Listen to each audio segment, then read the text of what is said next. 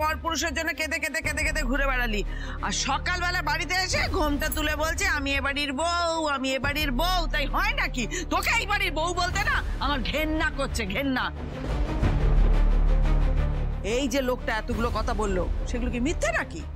আর তোমাকে বলছি, তুমি অন্ধের মতো এই বৌমাকে সাপোর্টিং করাটা বন্ধ করো।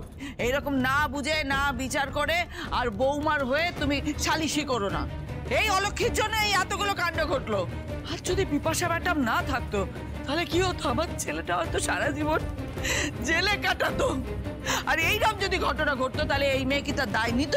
নিত না, নিত না। আরেকজনের হাত ধরে উড়ে উড়ে উড়ে উড়ে এই সংসার থেকে চলে যেত। আমি তো বলছি, যা কিছু ঘটছে তার জন্য এই মেয়ে দায়ী। একে আমার খুব ভালো করে চেনা হয়ে গেছে। এইসব মেয়েদের না স্বভাব চরিত্র খুব ভালো করে জানা আছে। যা কিছু ঘটেছে সব কিন্তু হয়েছে এই মেয়ের জন্য, এই মেয়ের জন্য।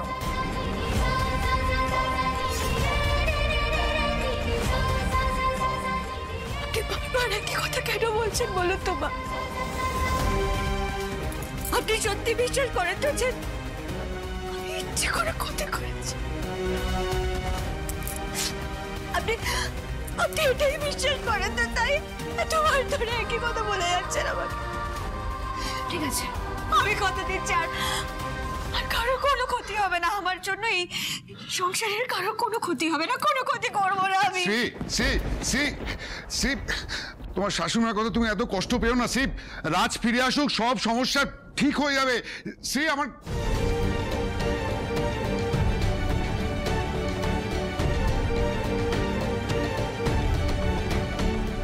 শান্তি হলো? তোমার হলো তো শান্তি? এবার যদি আবার নতুন করে কোনো বিপদ আসে তার দায়টা কে নেবে? তুমি নেবে তো? নেবে? সে তুমি যাই বলো, এই মেয়েকে আমি বিদায় করে তবে ছাড়বো। যতই চোখের জল ফেলুক না কেন, ওকে এই সংসার থেকে আমি বিদায় করবই। তুমি কি শুরু করলে বলো তো?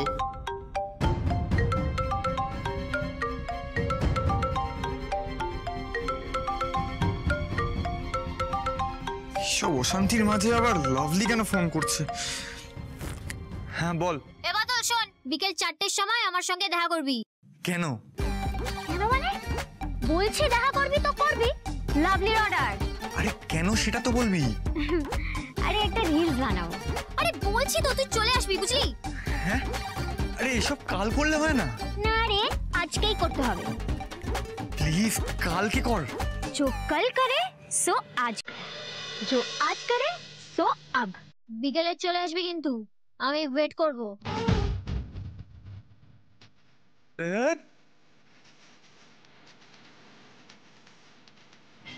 এই নিন আঙ্কেল ডিভোর্স পেপার। আমি আমার কাজটা করে দিয়েছি, বাকি আপনার দায়িত্ব। আমি কোনো এক্সকিউজ শুনবো না। তুমি কি বলছো? একটু মাথা ঠান্ডা করে ভাবো please. Please uncle, try to understand. এইসব নিয়ে আমি আর কোনো কথা বলতে চাই না।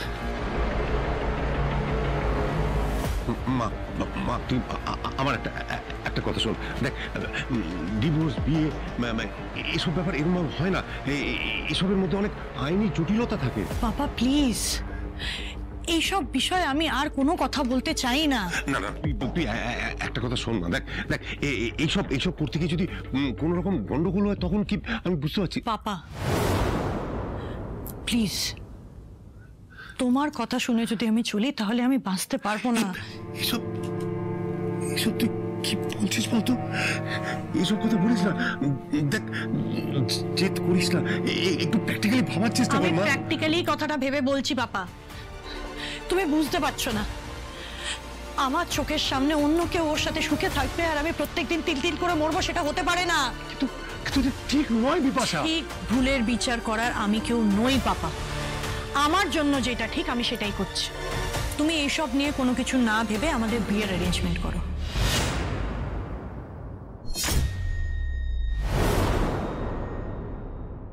বিপাশা, ডিভোর্সটা তো একদিনের ব্যাপার নয়, এটা একটা লং টার্ম প্রসিডিওর। এটা তোমার থেকে ভালো কে জানে বলো? আমি জানি আঙ্কেল, ওদের দুজনকে আলাদা থাকতে হবে, তাই তো? শ্রী রাজের থেকে আলাদা থাকবে, কোর্টের অর্ডারে আলাদা থাকবে, আর আমি সেটাই চাই। কোর্ট ওদের দুজনকে অর্ডার দেবে যে রাজ আর শ্রী একে অপরের থেকে 6 মাস আলাদা থাকবে। আর সেই ব্যবস্থা আপনি করবেন। আচ্ছা, তুমি কি শিওর যে ওর ওয়াইফ কোর্টে আসতে রাজি হবে? এটা এত ইজি ব্যাপার নয় বিপাশা।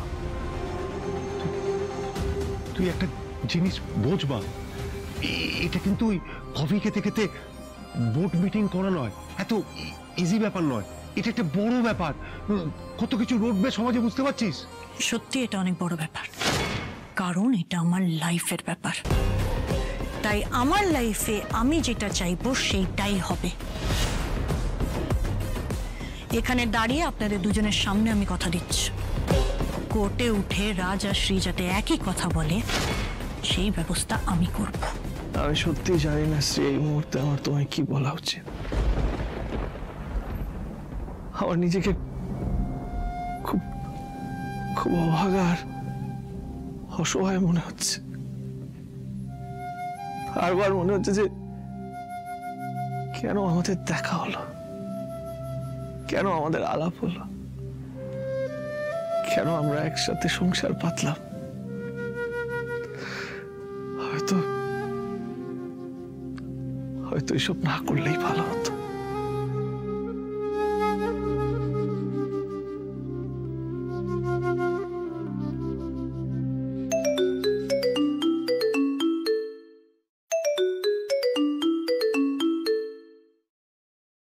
হ্যালো, আমি শ্রী ম্যাডামের অফিসের HR বলছি। আমাকে কেন ফোন করেছে? আসলে শ্রী ম্যাডাম আমাকে ফোন করতে বলেছিলেন। উনি বলেছিলেন যখনই সতীশ স্যার একটু বেটার হবেন আমাকে ফোন করতে। সরি, আপনি ওনাকে ফোন করুন, আমাকে ফোন করার কোনো দরকার নেই। না, ওনাকে তো ফোনে পাচ্ছি না, তাই আপনাকে ফোন করে খবরটা দিলাম। বলবেন স্যার এখন আউট অফ ডেঞ্জার। তাছাড়া আমাদের স্যার জ্ঞান ফেরার পর থেকেই শ্রী ম্যাডামের কথা বলছেন। উনি কেমন আছেন, ওনার কোথাও চোট লেগেছে নাকি, উনি কোনো কষ্ট পাচ্ছেন নাকি, এইসব আর কি। বুঝতেই পারছেন উনি আমাদের অফিসের স্পেশাল এমপ্লয়ি, এটাই হয়তো স্বাভাবিক। আমি বললাম না, ফোনটা রাখুন। আপনার স্পেশাল এমপ্লয়িকে এই খবরটা দিন, আমাকে না। স্যার বলছিলাম আপনি যদি শ্রী ম্যাডামকে সঙ্গে করে একবার স্যারের কাছে নিয়ে আসেন তাহলে স্যারের মনটা ভালো হয়ে যায়, উনি আরো বেটার ফিল করবেন। এই শুনুন, আমি আপনার চাকর নই। তখন থেকে আপনাকে বলছি ফোনটা রাখতে, কেন রাখছেন না? ফোনটা রাখুন, নাহলে আমার থেকে খারাপ কেউ হবে না। রাজ, আমি লয়ার আঙ্কেলের সাথে কথা বললাম, বাট উনি বললেন যে কি হলো বলুন না, উনি কি বললেন? এই পেপারটা মানুষ তখন বানায় যখন সে আলাদা থাকতে চায়।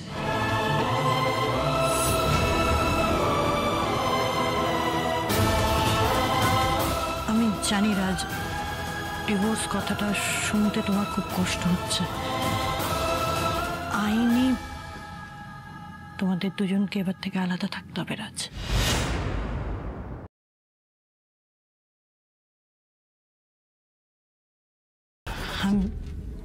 আম সরি, কিছু মনে করো না। আপনি সরি কেন বলছেন? আপনার তো সরি বলার কিছু নেই। আইন যখন বলছে আমাদের আলাদা থাকতে হবে, আমরা আলাদাই থাকবো। আর দেরি নয়, আজ থেকেই আমরা আলাদা থাকবো।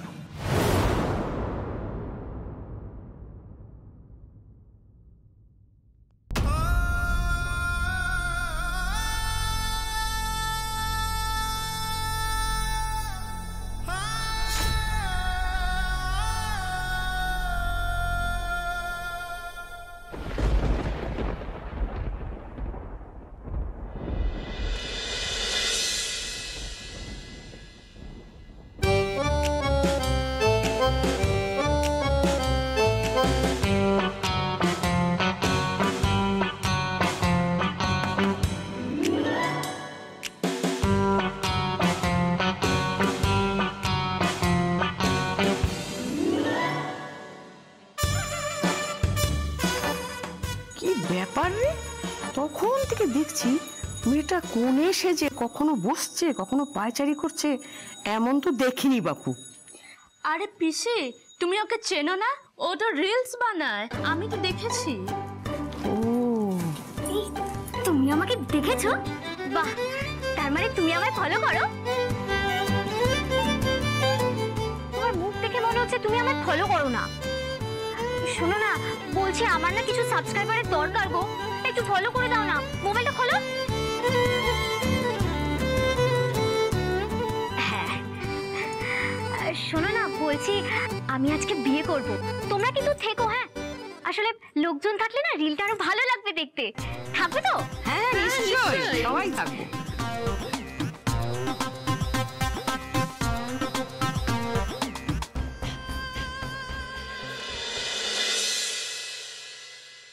ওই তো, আরে বর এসে গেছে। আরে তোমরা উলু দাও, শাক বাজাও।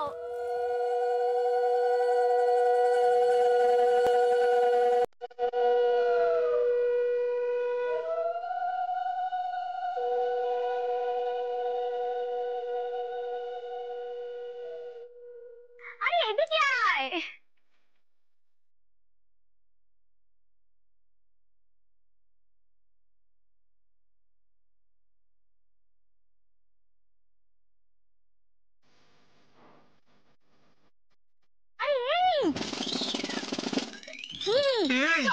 এই সবাই বড় বলছে কেন? হ্যাঁ এই লাভলি, তোর মতলবখানা কি রে?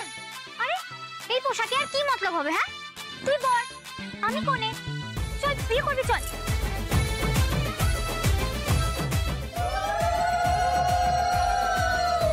এই কি করছিস কি? এই বিয়ে এখন মাথাটা গেছে না? আমি চললাম। আরে কোথায় যাচ্ছিস আমাকে বিয়ে না করে? কোথায় যাচ্ছিস তুই?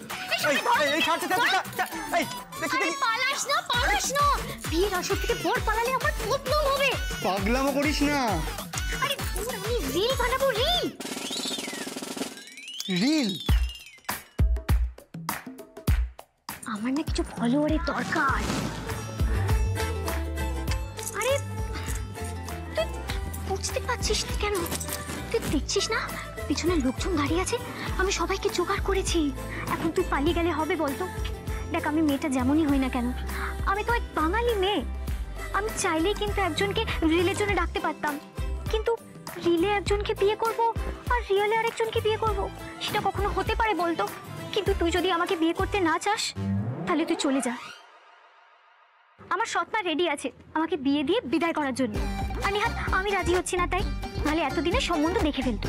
কিন্তু এখন আমি সৎমাকে বলবো আমার জন্য সম্বন্ধ দেখে দিতে। তার সাথে রিল বানাবো আর তার সাথে রিয়েল লাইফ কাটাবো আমি। এই লাভলি, এরম বলিস না মায়েরি। আমি তো তোকে বলেছি আমি তোকে বিয়ে করবো, তাই বলে এখন? আরে তুই আমার লাইফ থেকে চলে গেলে না চাপ হয়ে যাবে, তুই বুঝবি না। তুই ছাড়া আমার আর কেউ নেই রে। আর এরকম কাঠ বেকার ছেলের জন্য আর কেউ থাকবে কিনা তাও জানি না। তাহলে চল চুপচাপ আমার সাথে সেজে নে, যেটা বলবো সেটা বলবি, নাহলে কিন্তু বিপদ আছে আমি বলে দিলাম।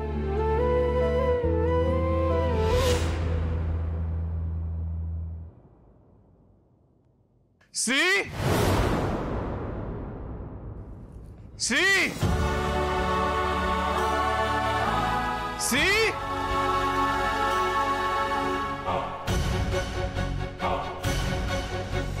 আরে কি হলো? এতক্ষণ ধরে ডাকছি, নিচে এসো। শ্রী, কোথায় তুমি? শ্রী, বাবা তুই এসেছিস বাবা। তোর না আমার কি কষ্ট হচ্ছিল তোকে আমি কি বলি।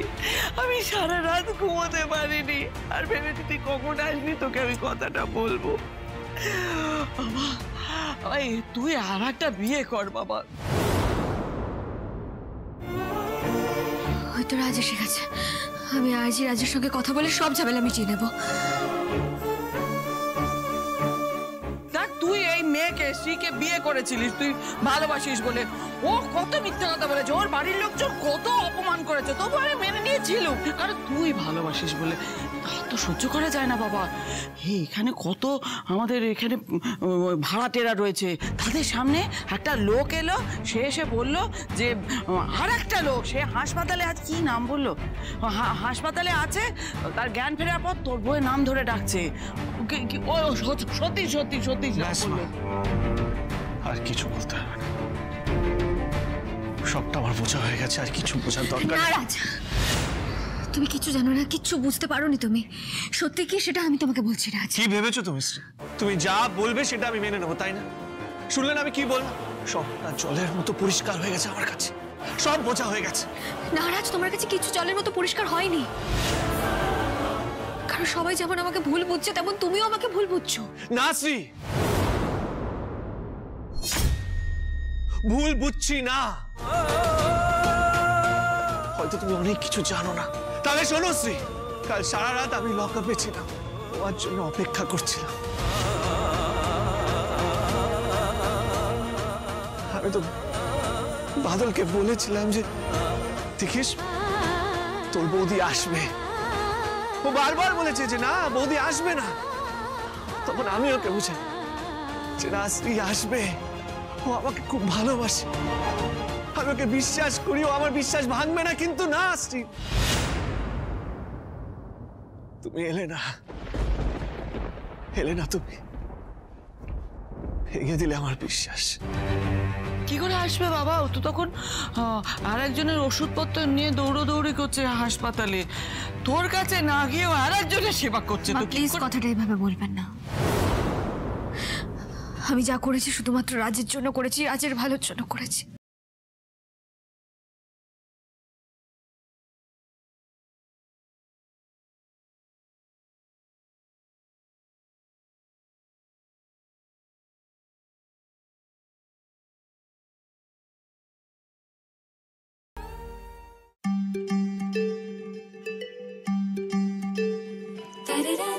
একটু তাড়াতাড়ি করো বাবা, আমি কখন থেকে আটকে আছি, আমার তো আরো বিয়ে আছে। এবার জামাটা খোল। আরে তাড়াতাড়ি। আরে দাঁড়া দাঁড়া খুলছি আমি, খুলছি আমি, দাঁড়া।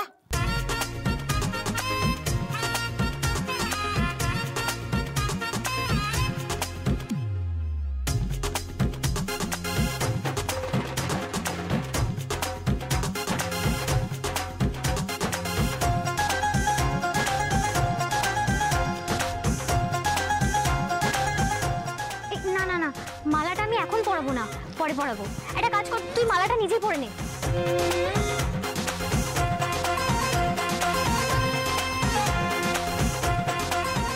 দেখি নিচু হ।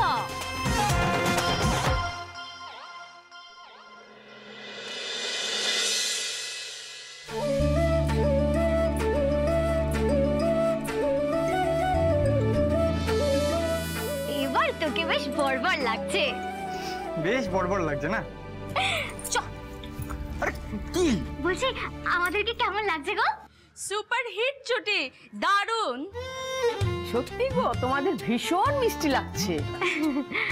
ঠাকুরমশাই বলছি, বড়া করে দুজনেই কিন্তু রেডি। এবার কি করতে হবে বলো? এখানে এসে দাঁড়াও, এবার তো মালা বদল হবে।